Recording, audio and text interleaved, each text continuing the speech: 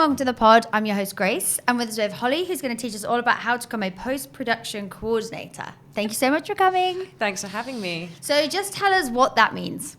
I know. So I work in post-production, which, for those who don't know, is basically everything that happens after a film or TV show has finished shooting. So the actual bit on set with the actors. Once that bit is done, that's where my job really begins. So that is from the editing part of it into the grading, which is the colouring of something, into the mixing of something, which is the sound and the score underneath it, into delivering it to a streamer and all that fun paperwork that goes with that. So my job, I actually don't get super involved with any of the actual editing or the actual grading or mixing of something. My job, I work in what we call the post office. Cute. Yeah, everyone's like, what? I'm like, yeah, no, I'll explain it in a second. So that basically means that I help make sure everything runs on time and in budget. So I'm very much the admin side of a very fun job. It still sounds good though. They need you. That's the main thing. You keep everyone organised. Yeah, I mean, it's fun working with really super creative people and watching them do their thing and actually seeing how the entire process works, really. For anyone that has seen anything on TV, the way that you edit it can change a storyline so quickly, even though the script may have been the same in pre-production. The way you put it together tells a different story every time. So you can move scenes around, you can tell it from a different person's perspective. It's a really interesting part of the process, being involved, because that's the bit that we're most heavily involved in. The edit. Well, I've been very fortunate that the editors I've worked with are very collaborative, and they're very happy to, once they've put something together, they invite you into their suite and they go, "Hey, look at this scene. Tell me what you think." That's nice. And you can comment on the track, the commercial track that they've chosen to put underneath it, the way it's been edited to that specific piece, or the way that they've used different rushes for a different purpose. It's very interesting. It makes my job really fun, to be honest, and it's a nice break from doing spreadsheets and all the fun admin bits that I get to do. Yeah, it does sound really cool. And we'll definitely get to how you got there. So let's just go back to the beginning and tell us what you wanted to be when you were growing up. I wanted to be an actor. So Nice. From the age of 8, my mum took me to the local theatre in Ealing, where I'm from. And I fell in love with it, and that's all I wanted to do. And I was a complete musical theatre nerd. I did every summer musical theatre camp there was around. Aww. I did weekend school. I did after school clubs. I was, really committed to the idea. And then I got accepted to Junior Guildhall at 16 and did that every weekend, which were, really intense method acting classes. That's hard work at such a young age as well. Yeah, but it doesn't really feel like work when you're doing something you love. But it does. It kind of feels like it's playing, isn't it? And when you're a kid, that's all you want to do. It's just play. You don't really want to learn about algebra and that kind of crap. So true. You just want to be having fun, and drama was always that kind of outlet for me. And I wasn't particularly academic at school whatsoever. So the arts were my safety, and it's where I felt most joy and most competent, which is a good feeling if you feel that you're good at something. Definitely. So I did that, and then tried for drama school at 18, failed miserably, and then just wanted to be the complete cliche and started working in a restaurant as a waitress and was like, I will be an actor. Nice. And that obviously hasn't happened, but it's been a really good way for me to be confident in everything else that I've done, because all the acting classes, you can't hold anything back. You have to be really present, and you have to be very present with the people that's in front of you. And it's when you see something in a scene that needs to get done, your motivation, it's kind of the same thing in any situation that you're in, I find, in life. So, you know, from being waitress in a restaurant and I get asked to clean the toilets, it's not something I want to do, but I know it has to get done. And you work hard and you work the 60-hour weeks and you make a rise, and that's what I did. I worked really hard, and I worked my way up to being a manager of a restaurant, all the time still doing acting bits, and I'd been modelling at the time as well, so I was doing all these kind of creative things that were woven into one sort of mashed up, odd career. And I guess I always held on to the hope that acting would eventually come through for me. And then it was 2019. So I think we all know where this is going. Yeah. That really tough time. Really. So 2019, that whole year had been a bit tough for me. I was going to auditions, and like before this, I had done a string of odd jobs. So I'd done like a film for Netflix, and I'd done a few episodes of a couple of TV series. I'd done, I was doing commercial work, and that was helping me just, money into the pot constantly. And I had a crazy ex-boyfriend who was stalking me that year. Oh, gosh. Yeah, and I completely fell apart during that year because I felt like I couldn't really talk to anyone about it. And I completely ballsed up every audition I had during that year. So then my agent let me go. No, actually, I quit my job first. I quit my job as the manager of that restaurant because I couldn't get rid of him. There was nothing I could do. And I was just sort of like, right, I think my mental health is actually done after 12 months of this. And then my agent dropped me, and I was like, oh, God, can this get any worse? Then you follow up to 2020 or March 2020, which obviously lockdown. I was like, oh, my God, I shouldn't have said that. It can get worse. This is so stressful, honestly. Yeah. My word, like how much can happen in 1 year? Yeah, it was a really interesting test of strength, and also a test of knowing when to ask for help. Yeah.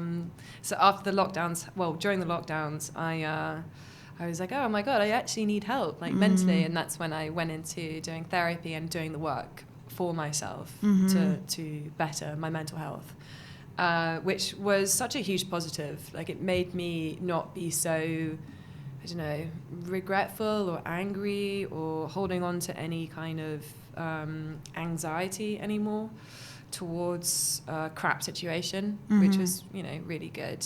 And lockdowns eventually finished. I didn't have an agent anymore. And I fell back into restaurant work. And then two of my regulars were the CEOs of a post-production house in Soho. And I don't really know why, but they just said, hey, we think you'd be really good in this.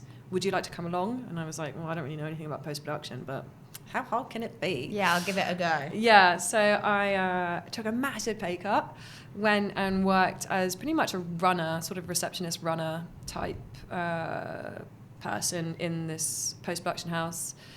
And then I worked there for a year. I worked really hard, worked my way up. It was a very small team. I think there was maybe like 6 of us really there, because it was basically a startup. It was so new. And I ended up being an ADR coordinator. And for those who don't know, ADR is additional dialogue recording. It's what happens in post-production once you finish shooting and say the boom operator on set hasn't got the lines that the actor is saying clean because there was a seagull or there's too much wind or there's rustling from trees, and they can't scrub it clean in post-production. They ask you to re-record it. So you bring the actor back into a studio and you obviously have the locked cut. Well, you hope it's going to be the locked cut, otherwise it's just very expensive. And they watch the scene back and they see the line that they're supposed to mimic completely. Well, sometimes you bring an actor back for performance reasons. they wanted her to say "I love you" but more dramatically, or they wanted her to have a giggle while she said it. You know, you can change the way that something is said in post, which is sort of... That's cool. Yeah, it is very cool. And being a post-production coordinator, that's sort of a huge part of your job. You organise all of that. That's, you know, that's very much your realm. So I did that as an ADR coordinator in-house, which basically is just booking out the studios. You're sort of like a studio manager in a way. And then I had a client who poached me and said, hey, I need an assistant working on this sci-fi Apple TV show, want to come along? And I was like, I'm not sure. And then she told me how much I was going to get paid, and I was like, sign me up. It was your time, yeah, for sure. You'd earned it for sure. And then that job sort of changed my life again in a really great way. I met my now boyfriend from that show. It kickstarted a career I never thought I would ever do. Yeah, that's a big jump. Yeah, to go from in-house to freelance was a little bit daunting at first, but you know, it's no different to being an actor or really doing any job. You just have to be conscious that you have to be wary of your money. And that's it. You know, that's the only difference. You're not being spoon-fed a paycheck every 2 weeks. You have to really work to get more jobs. But that wasn't something that was too scary, I don't think. And then from there, I did another job for Apple TV, and then I just completed doing an Amazon show, and now I've got something lined up for Netflix starting in September. That's exciting. Yeah, so I've had quite a few months off now, and I'm slightly scratching the walls. Ready for the work. Very ready. I'm very, very ready for the work. But yeah, so that was kind of in my mushed up journey on how to get to this point, and it's really not a clear path. I don't think it ever is. Yeah. And for everything I know about post-production, no one really sets out to be in it. You just fall into it. Yeah, because I didn't know the job existed. Like, I didn't even know they did that with like re-recording the voices and stuff, so you wouldn't know that that's a job to go for. Yeah, it's definitely not something I'd ever thought I would do. And I didn't really think I'd be good at it either. I was just really I don't know, I think people just kind of like me, and that's I mean, it's like 90% of the job is just making sure the team are happy and making sure things sort of run smoothly as much as they can. You know, maybe I'm underselling it, but it really is like it is a team effort, and you know, the expression "it takes a village." It does take a village. Like the amount of editors that you have for an 8-part series, you maybe have 4 editors and 4 assistant editors, and then you have a second assist as well.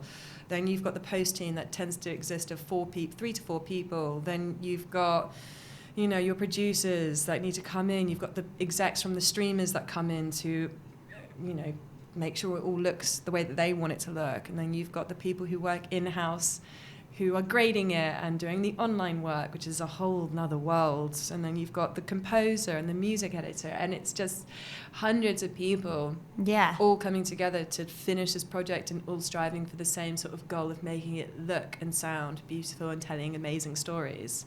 And I know people in production think that's where the magic happens, but it's not. Post is where it happens. Post is where you get to choose what narrative you're going to display, which performance you're going to use. You know, you can turn a likable character from script into someone hated quite easily. You know, it's really cool what you can do. That is cool. Yeah. It's like really makes me look at things differently when you watch something back, because I think you're so easy just like be on your phone or whatever, and you're like, actually so much goes into this to make this happen. Yeah, massively so.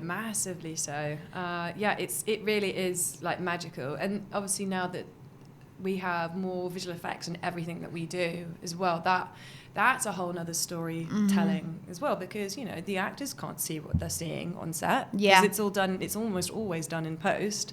So then you're having to create, you know, on the first space show that I did, the visual effects team created the entirety of the International Space Station. They built the set, and then they put it in space in post, which is nuts. Like, That's I don't mental. think anyone's done that before. Yeah. So it's such a huge feat to accomplish. And you get to see all that working in post. Yeah, we see every rendition of every shot, of every edit, of like when you get the first edit of the first episode, you go, okay, right, it's probably about 10 minutes too long and it's a bit slow, and you know, and then they go back and they make cuts, and then we choose, like I say we, the editors and the producers will start choosing the music that will go into how you're supposed to feel, and you know, commercial tracks will tell a story about a character before you've even understood who that character is, which is really important. And then you have the composition that comes in as well, you know, the way that we, you know, why do we well up at films? It's not just the performance, but it's this, like, you know, beautiful sweeping orchestra underneath it that makes you feel something really connective, because music is a language on its own. So yeah, it's all of that coming together to make you feel a certain way about a script is really, really cool. It's really cool. It's so much fun. Yeah. I think it's like so nice that you've stayed like also in the industry, because obviously having everything you've gone through with the acting, and just going back to the acting a bit. So when you came out, you literally looked for an agent. Is that how it works? Yeah, I mean, yeah. So the typical path is leave school at 18, audition for drama schools. You tend to go to drama school to obviously learn the craft, but also to come out with an agent. So that's kind of the promise when you're at drama school, is you have like an end of year show where agents are invited to come and watch the performances. You don't always get agent out of it. It's, you know, I only know this from people who have been to drama school, by the way. Like, I'm not saying that I'm an expert on this whatsoever. I was really fortunate that I knew some people with an agent, and they got me involved with that agent, and that's how I picked up my first one. And then I moved from there to another agent. And then from there, I was with them for about 5 years. And like I said, it all kind of just blew up. Everything just kind of snowballs from there. Yeah, absolutely. And I'm still signed, but I'm only signed commercially. So I'm signed to Luke Olson Associates, which is an incredible agency, but they have a commercial board. And I just do that now, really. What does that mean? So I only get put forward for the commercials of the world. So, you know, like, hey, Google wants to do an advert for their phone, and they'll pay you 30 grand and go to this audition and do something stupid, and that's kind of it. Right. Do you enjoy that? I mean, it's silly. Yeah, it is silly. It is fun. I do enjoy it. Obviously, the money is great. You do like 4 days work, and your buyout is anything between 5 and 50 grand. That is wild. I never knew that. Yeah, it can be like sort of life-changing money. You know, for me, if I get one commercial job a year and they average at 10 grand each, you know, it's just money in the bank to buy somewhere, to, you know, I don't know, live, just enjoy. Exactly. Have a little saving pot of, especially if you're freelance now, then it's good to have like a little pot behind you. Massively so, because you just never know what's going to happen. Like the actors' strike really killed so many jobs. Oh my God, of course. I completely forgot that even happened. That's huge. So there's really been like a lot happen over the last few years for your industry. Massively. Which is crazy. It still hasn't really properly recovered, I don't think. I've been really fortunate to sort of bounce from job to job to job. This is the longest break I've had, which was needed. I think I needed the break, because I had done 3 jobs back to back with no real break, really. Yeah, definitely. The breaks are important. Yeah, and you know, it's not like I'm doing much with my time. I'm sort of bumming around at home, cooking and playing with my cat. You know, it's not a euphemism, by the way. It sounds like really interesting that you've been able to do the whole like life cycle from being on set to being on post, and how lucky you met those people that offered you that job. Massively so. How crazy is that when that happens? Yeah. When I look back on how I got to this moment from the age of like 16, I'm like, oh my God, I think I might be the luckiest person alive. Which is a lovely feeling. It's really good. Yeah. Things tend to fall on my lap, and I don't really know why. And I'm not questioning it whatsoever. Yeah, you'll keep it coming. More luck, please. You know, I I didn't really start looking for my next job until about 2 weeks ago, and I sent like cold emails out to post-production producers and supervisors, who are the people who are they're like my boss of the realm of post-production.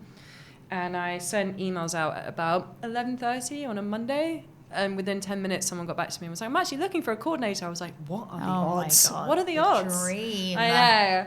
So that was, another reason I was like, I think I'm just lucky. Hey, keep it. Yeah. Lucky girls get what they want. This is what me and my friends say all the time. And we're like, we're lucky girls. Let's just like keep it coming. Yeah. So that was going to be one of my questions. That's how you get work. You literally just have to email out and be like, I'm available. Yeah, a lot of the time, coordinators will move in a team. So you'll move, if you're doing a feature film, there tends to only be 2 of you. So it'll be a post supervisor and a post coordinator. And post supervisors tend to use the same coordinator for years on like projects that go on for ages. And then once that coordinator is ready to step up as a supervisor, they'll need to find a new coordinator. So people tend to move in packs.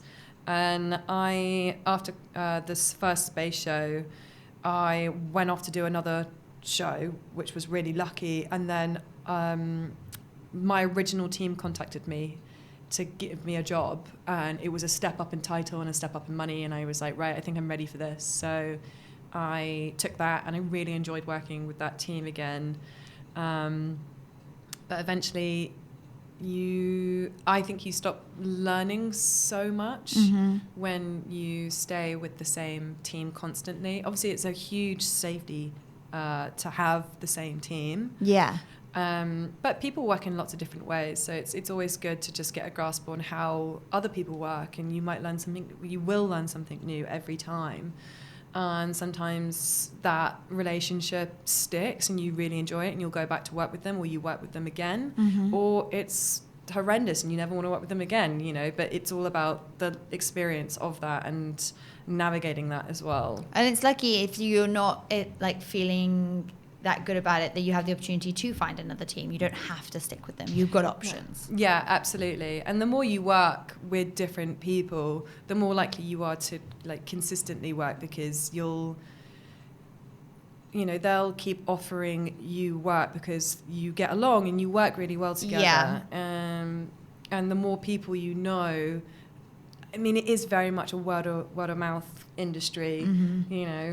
A friend of mine just said, give me your CV, I'm putting you up for a job. And I was like, oh, okay. And then a week later I had an interview for this massive movie for this huge company, and I got really far down the line on it. Yeah. And although I didn't get it in the end, I still made a new contact from that, and the post supervisor said, it wasn't my choice not to have you, it was the higher ups, unfortunately, but I'd absolutely love to one day work with you when I'm next back. And nice. So it's just constantly meeting new people, and, always put yourself forward for an interview. You just never know where it's going to go. Even if you have work, you just don't know. And like you said, 5 years ago, you would never have even known you were going to be in the running for this. And now look what you're doing, which is really cool. Yeah, not at all. I didn't know I was going to be doing this 5 years ago. And in 5 years' time, I don't know what I'm going to be doing. Which is, if you're that kind of person, it's fun. Yeah, if you don't need the security, you're I just keep learning new things and doing new jobs, which is really fun. Yeah, it's different every time. Every streamer is different. Every production company is different. Every job is different. You're working with new people constantly. You are working on different types of projects. Some are, little half-an-hour comedy skits, and some are really serious dramas. Some is, one's a feature film and it's, tongue-in-cheek, and one's going to be an incredibly serious, drama. And it's just different. Every day is different, which is just nice. It's a good way of feeling like you're never going to get bored with a job, I think. If someone was listening and was like, I would love to get into this role, what do you think are some of the attributes they'd have to have? Because if there's not a certain linear way to get there, how do they get there? I think being organised is sort of key. I would definitely say that. So being really organised, not being afraid of the work as well, I think I have a really strong work ethic. I think that's ingrained in me from working in restaurants for so long. You know, if you don't slave, then you're not doing your job. You know, if you're not doing 60-hour weeks, you're basically a tourist in the industry. You know, yeah, definitely restaurants will do that to you. Like, they teach you really like hard work. Yeah. Do you think also, is it possible to get like just experience of doing it and like reaching out and being like, I'd love to just shadow or something like that? Absolutely. I think there's always an opportunity from when you're working in-house. I think, you know, being a runner in-house in some of the bigger places like, you know, MPC or ILM or, you know, any of the major post houses in Soho. I mean, you want to be in Soho. That's where all of post really happens. Oh, really? Yeah. It's been the cutting rooms of the UK, you know, since the 50s, really. Wow. That's cool. It's where, you know, movies really first began in its sort of editorial stage in the UK. I mean, obviously there are other places around the UK that do it, but Soho really is the hub of it all. So yeah, I recommend, you know, trying to apply to be a runner somewhere in-house, and you never know who you're going to talk to and meet. Equally, if you don't want to work in-house and you want to try and do it a different way, then just talking to people. I don't know. Like I said, I was just so lucky. Yeah, that's it. How to get in, and I wasn't lying. I think being likable is 90% of the job. Being able to work with others, because at the end of the day, you are going to see these people more than anyone else you know and love. Yeah, you will see these people 5-6 days a week. I was going to say, is it long hours, a lot of days? Because how long does a project last? I guess it changes. It will change depending on if it's a movie or if it's a TV series. And how many episodes that is, or have they been filming 2 seasons back to back? You know, my next job that I'm doing is 16 episodes, so post will probably take about 1.5 years. You know? Oh my gosh, I didn't think it would be that long. Yeah. Wow. Yeah. But that's 2 seasons back to back. So okay. I reckon this, you know, I start in mid-September. I reckon it will take me to about December, maybe past that. You know, it depends if I can keep everything on schedule. Yeah, which you will, I have no doubt. Fingers crossed. But you know, post is its own sort of world. It can, you know. So your jobs can last quite a long time, which is quite good, really, because you're not searching like every 2 months kind of thing. No, not at all. When you work in production, it's much more frequent. I think you know, if you're just doing shoot tends to be anything between 8 and 12 weeks, generally speaking. That's how long you're contracted for, and then you have to find the next shoot. It's a lot. It is a lot. Yeah. I think in post it's quite nice to have the time.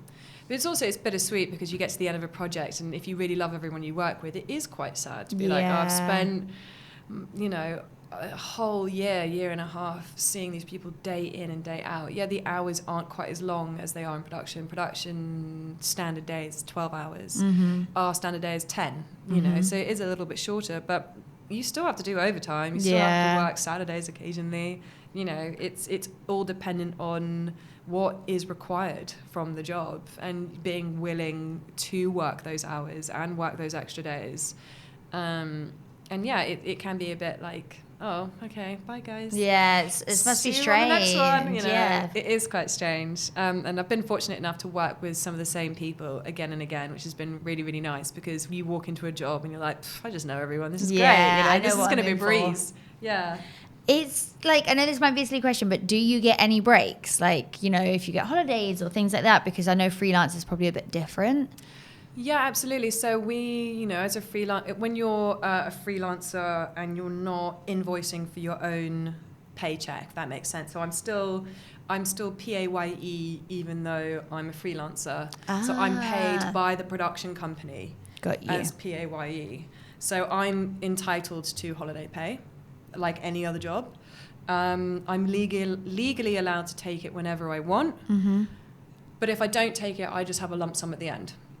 Nice. So either you do your whole year and a half, and you work solidly, and you gain, you know, a decent sum. You can gain up to like 2 and a bit grand at the end, and then you just have that as savings. Wow. Or you pick a good time, you know, don't take the piss. Don't, like, when it's like the peak of all of your work, you're like, I'm off for a week, you know. Be smart about it. Be smart about it. Like in any job, you're not just going to upend your team and be like, all right, I'm off for a month, you know? Yeah. Like you'll take a day here or there, or, you know, you might be, okay, I really need a week off. Yeah. At this point, something important's happening in my life. There's a wedding or there's a christening or whatever. You're entitled to do that, absolutely. But most people, for the people I know in post, they tend to just work all the way through. And then they'll get their lump sum at the end, and that, because you can't really guarantee that your next job's going to line up perfectly. Like mine hasn't at all. Yeah. Like I had a month off on holiday, and then I'm in my second month of being in London, you know, and I'm now like scratching at the walls, like, oh my God, you know, I'm time bored. for the next one. Yeah, I jumped at the opportunity to come here. I was like, oh, a reason to go to Soho? Yeah, absolutely. Yeah, we're so grateful. But it's really interesting because you hear about freelance and you don't always know how it works. Like if you're someone that's always just been in a job, and I think I didn't even know that was possible as freelance. So that's really good to know that you have that option. And like you said, if you want to be like, I'll just work through and save the money, then you've got a bit of a buffer. Yeah, absolutely. And, you know, we're lucky we do get paid pretty well, you know. Yeah. It's not crap money. You, as a freelancer, you do get paid more money than if you were to work in-house, and that's because your job isn't guaranteed. And I guess they do it because they don't need to have you on full-time all the time. They just need to bring you in for projects, so it works better that way anyway. Yeah, exactly. So if you're doing a job that's only 7-8 months long, even though the money feels really good, it's not what your annual pay is, because you're not guaranteed to work for that whole year. Yeah. That makes sense. It's really interesting to have to consider. Yeah, I mean, I've never ever wanted to work full time anywhere. I'm not built that way at all. That's why restaurant work was, you know, good for me mentally, because I was like, I could technically just sod off at any point. Yeah. Like, I'm not really contractually obliged to like be here. I know there's a bad attitude to have, but like I could leave a job and then take time off and then go back and work somewhere else. And it's the same, you know, you work really hard for a year and a half in post, and then you can take some time off. You can choose, you know, if you're not keen on finding your next projects, then you can have some time off and you can go traveling. Like you know, with my partner, we went to the south of France, and then we went to Greece, and we did this whole like family trip, and it was really amazing. And it was a whole 5 weeks. It's of so just nice. Chilling. You found something that fits, that's right for you, because it can be drilled in like full-time work is the only option and stuff, and that wasn't for you, and you found something and it works around your lifestyle. Yeah, exactly.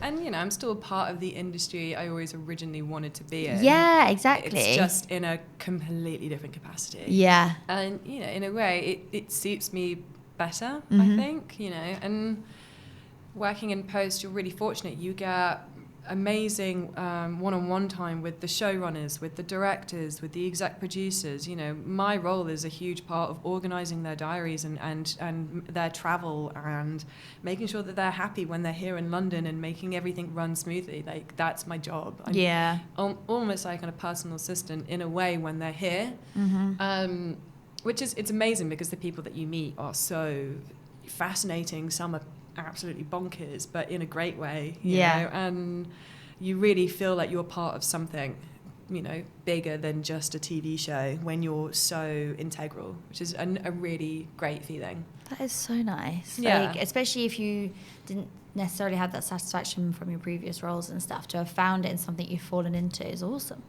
Yeah, like I said, I'm really lucky. What is I know you kind of fall into stuff, but what is the dream, or what is the goal now you're in this role? Oh, gosh. I honestly, I have no idea. I got asked this when I was going for that really big feature film. And they were like, we're just not sure how serious you are about this work. And I was like, well, I think I'm pretty serious about it. Like, I'm good at it. And he was like, but do you want to do this in the next 5 years? And I was like, well, I wasn't in it 5 years ago. Can I really predict where I'm going to be in another 5 years? Yeah. Probably not. You know, I can't promise I'm going to be... I mean, I seriously hope I'm not still a post-production coordinator in 5 years' time. I would have at least expected to have stepped up one title to supervisor in 5 years. But, you know... Maybe I want to be a producer, or maybe I want to sack it all off and start selling my soul in commercial work. I don't know, you know. Maybe I want to go into advertisement and be like one of those suits. I don't know. There's options. There are options. There's always options. I think if you're feeling like you're in a rut and you don't know how to get out, I think just saying yes to more things will make things happen, you know. And if you feel like those opportunities don't come your way, just start changing your attitude towards it. Like, it could be as simple as looking at people on the tube. It can be saying hello to the person that walks their dog by your house every morning. It's like, I don't know, it does feel like this like good energy that you give out eventually comes back to you in some form. You know, helping a lady with her suitcase down the stairs of the tube can in 6 months' time turn out to be your kind of silver lining, your karma in, I don't know, maybe this is all bullshit, I don't know. I like it though. It's got you this far, so it's like it works. It's nice. Something's working for sure. You know, it really, I think just having like an open attitude to life in general will get you really far, you know, and not being pretentious and not feeling that you're above something, and just being like, yeah, okay, I've got an opportunity, it's a lot less money, but it's maybe a step in the right direction, you know. I had that feeling of hitting glass being a manager of a restaurant, and I was earning good money. I was on, you know, 50 grand a year at 25, 26, and then 25. And then, you know, I got this opportunity, and it was literally a 50% pay cut to go and work as a runner in house. And I thought, sod it. I'll give it a go. Okay. Yeah. You know, you have to take the leaps when the opportunities come, you know, and it is scary, but I think it works out for people who leap without looking quite often. Well, it is for me so far. No, I love that. I think that's such a good attitude, and I really appreciate you sharing it all. And that was everything. So thank you so much. That was really, really cool. And we'll have to have you back on in 5 years and see what you're up to. Oh my gosh, imagine. Well, thank you so much for having me. It's been great. Thank you.